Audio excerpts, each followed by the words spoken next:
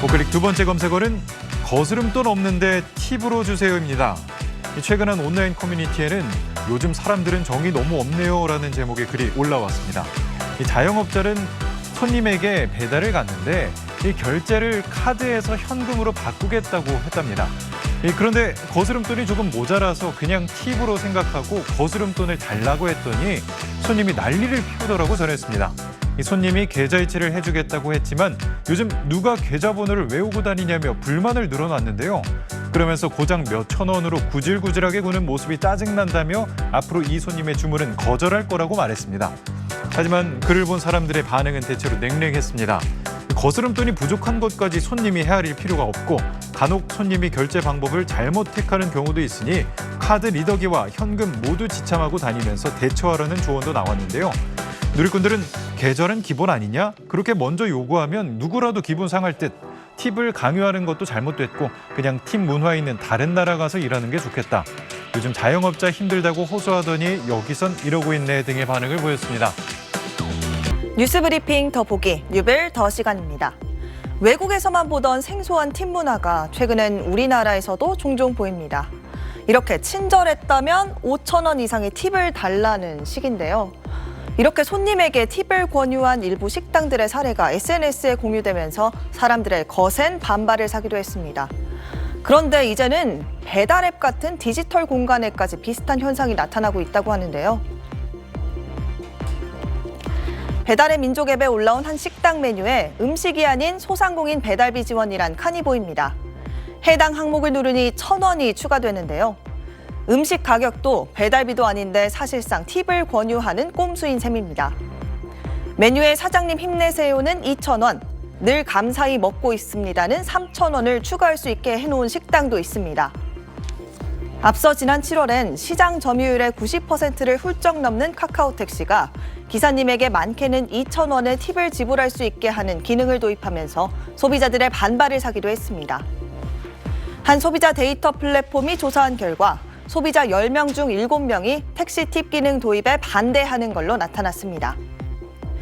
과거엔 없었던 배달비가 이제는 당연한 것처럼 여겨지듯이 팁도 마찬가지로 마치 수수료처럼 당연한 것처럼 될지 모른다는 소비자들의 우려가 커지고 있는 겁니다. 그런데 최근엔 팁 문화의 고향이라고 할 수 있는 미국에서 오히려 팁을 두고 더 시끌시끌한 분위기라고 합니다. 고물가 여파에 지갑 사정도 팍팍한 데다 이젠 미국 식당에도 키오스크가 도입되면서 주문도 받지 않는 직원들에게 팁을 주는 게 맞냐는 겁니다. 한 SNS에 올라온 사진입니다. 가게의 키오스크 화면엔 팁을 얼마나 낼 건지 선택하는 창이 뜬 게 보이죠. 고객이 키오스크를 통해 셀프 결제를 하는데도 일정 수준의 팁을 내라고 요청하는 겁니다. 서비스를 받은 게 없는데 팁을 내라고 하니 불만이 커질 수밖에 없죠. 실제로 미국의 한 여론조사 기관이 성인 12,000명에게 물었더니 이렇게 키오스크에서 팁 액수를 선택하게 하는 문화에 40%가 반대하는 걸로 나타났습니다. 5년 전보다 팁을 줘야 하는 곳이 늘었다고 느끼는 미국의 소비자들도 10명 중 7명에 달했습니다. 팁 자체에 대해서도 다양한 의견이 나왔는데 응답자의 29%만이 팁은 의무라고 생각했고 21%는 선택, 49%는 상황에 따라 다르다고 답했습니다. 배달의 민족 앱에 올라온 한 식당 메뉴입니다. 25,500원짜리 소곱창 전골을 한 개를 담았는데 메뉴 중에 소상공인 배달비 지원이라는 것도 보입니다. 클릭하면 1,000원이 추가됩니다. 최종 결제 금액 보시죠. 배달비 2,000원 따로 나오고요. 주문 금액이 26,500원, 전골 가격에 1,000원이 더 붙은 겁니다. 자, 여기서 이 1,000원이 논란입니다. 분명히 메뉴에는 있는데 음식 가격도 아니고 배달비도 아닌 거죠. 사실상 팁을 권유하는 꼼수인 셈입니다. 다른 곳도 메뉴에 사장님 힘내세요는 2,000원, 늘 감사히 먹고 있습니다는 3,000원 추가할 수 있게 해놨습니다. 앞서 5,000원 이상 팁을 권유하는 식당, 또 팁을 넣는 유리병을 비치한 카페 등이 알려지면서 불쾌하다 이런 의견이 많았는데 직원의 테이블 서비스가 일절없는 배달앱에서 게다가 음식이 어떤지 맛보기도 전에 팁이 웬 말이냐 이런 반응이 클 수밖에 없습니다.